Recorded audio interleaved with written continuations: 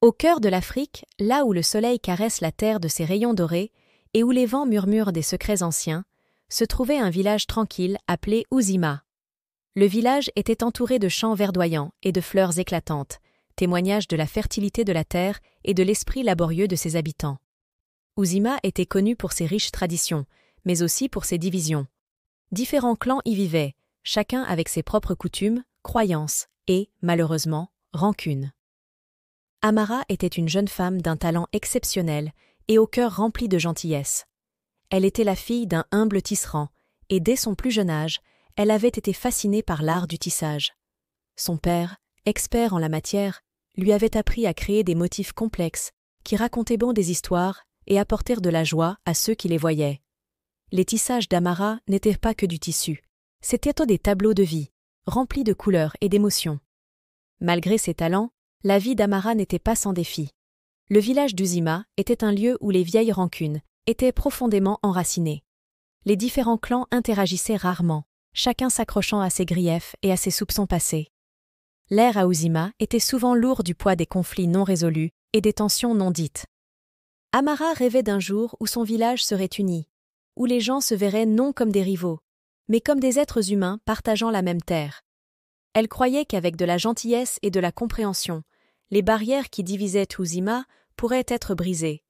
Mais elle savait que c'était plus facile à dire qu'à faire. Un jour, les anciens du village annoncèrent un grand festival, le Festival de l'Unité, visant à rassembler les clans pour célébrer leur patrimoine commun. Amara vit cela comme une opportunité pour commencer à guérir les fractures qui avaient longtemps affligé son village. Elle décida de créer un tissage spécial qui symboliserait l'unité qu'elle espérait. Amara passa des semaines à préparer le festival. Elle rassembla les meilleurs fils de chaque clan, rouge des forgerons, bleu des pêcheurs, vert des agriculteurs et jaune des guérisseurs. Elle tissa ses fils ensemble avec grand soin, créant une magnifique tapisserie qui représentait des scènes d'harmonie et de coopération. Le jour du festival arriva, et la place du village était ornée de décorations colorées, et l'air était rempli des sons de rire et de musique. Des stands bordaient les rues, offrant de la nourriture, de l'artisanat et des histoires de chaque clan. Amara installa son stand au centre de la place, où elle exposa sa tapisserie en bonne place. Alors que le soleil commençait à se coucher, le village se rassembla sur la place pour l'événement principal. Le chef du village, un ancien sage et respecté, nommé Kofi, s'avança pour s'adresser à la foule. « Aujourd'hui, nous ne nous rassemblons pas en tant que clans séparés, mais en tant que communauté. Célébrons nos différences et trouvons de la force dans notre unité, » dit-il, sa voix forte et claire. Amara s'avança, tenant sa tapisserie bien haut pour que tous puissent la voir. « Cette tapisserie, commença-t-elle, est un symbole de notre unité. Chaque fil représente un clan différent, et ensemble, ils créent quelque chose de beau.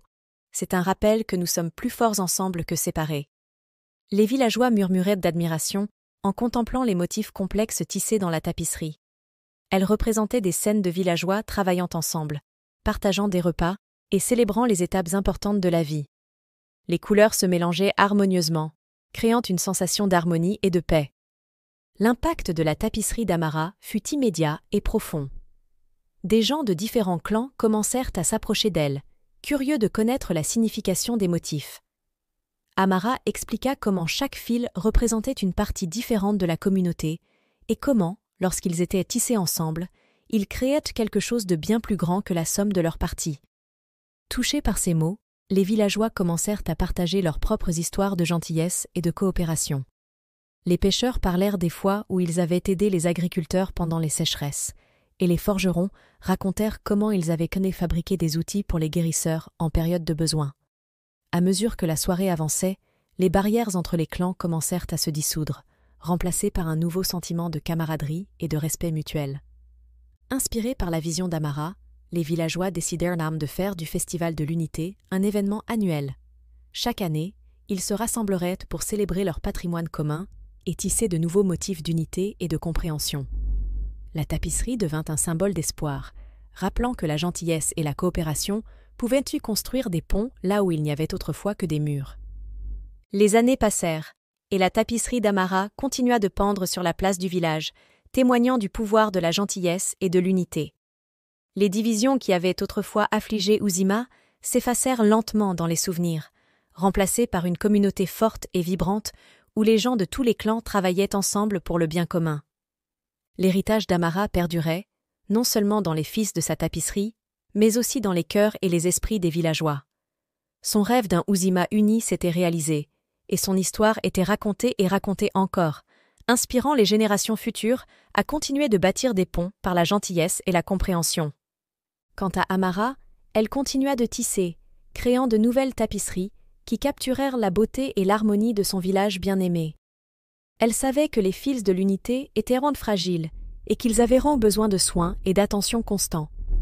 Mais elle savait aussi qu'avec de la gentillesse, de la patience et un peu de créativité, tout était possible. Et ainsi, l'histoire du don de la tisserande. Tisser des liens par la gentillesse devint une partie chérie du patrimoine d'Uzima, rappelant que même face à la division et au conflit, le pouvoir de la gentillesse peut rassembler les gens et créer un monde où tout le monde est connecté par les délicats fils de l'unité.